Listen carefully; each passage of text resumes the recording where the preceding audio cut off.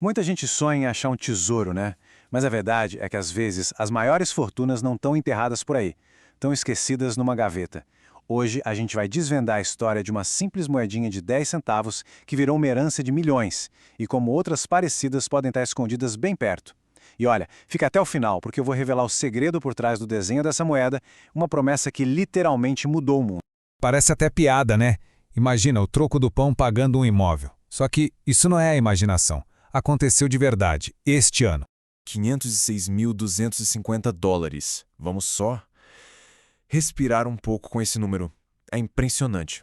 E não tem nenhum erro de digitação aí na tela. Esse foi o preço de leilão de uma única moeda. Uma história real de sorte, de herança, e tudo por causa de um detalhe minúsculo, quase invisível.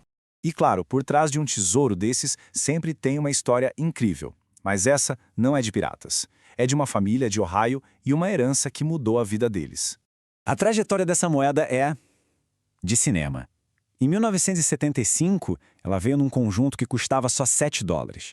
3 anos depois, em 78, um colecionador com olho clínico pagou mais de 18 mil por ela.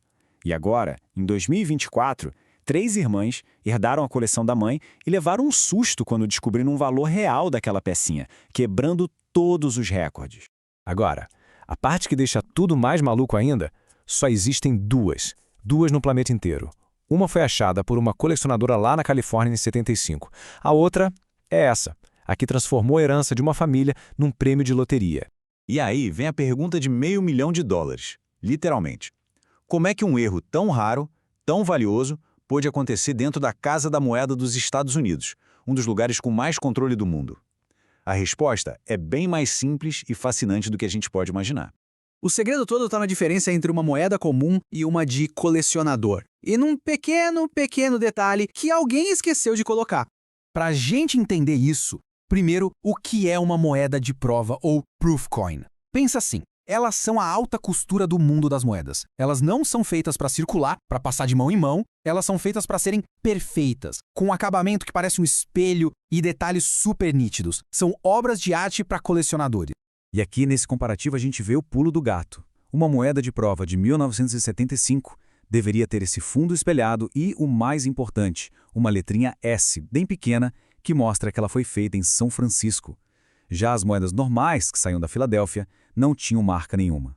E aqui aconteceu o erro milionário. Uma matriz, que é o molde da moeda, que era para fazer moedas de circulação na Filadélfia, ou seja, sem a marquinha S, foi polida por engano e usada para fazer um lote de moedas de prova lá em São Francisco. O resultado?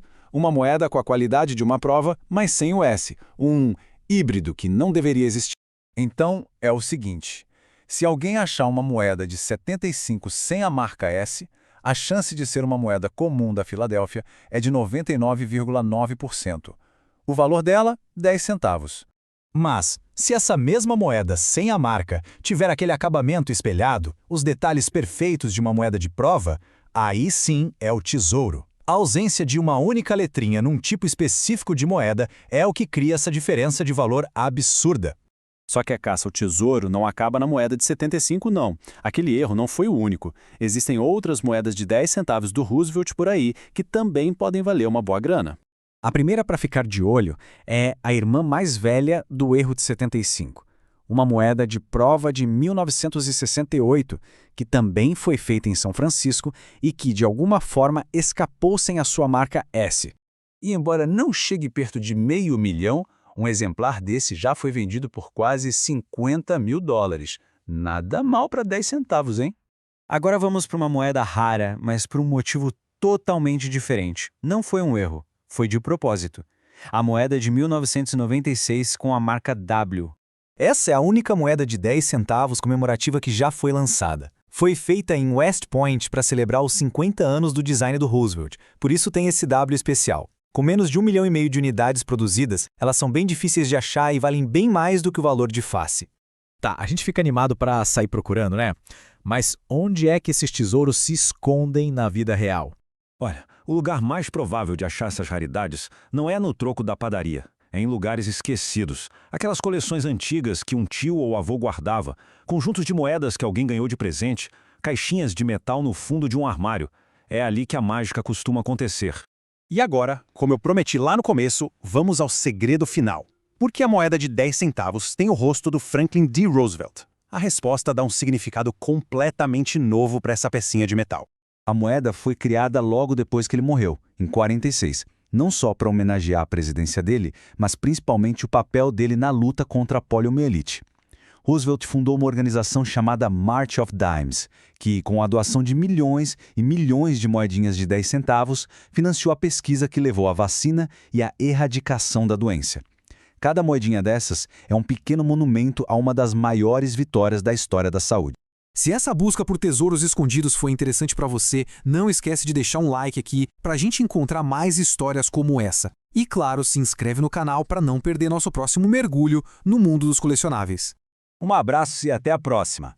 E fica a pergunta, qual foi o item mais curioso que já apareceu numa coleção de família ou que acharam por aí? Deixe um comentário aqui embaixo.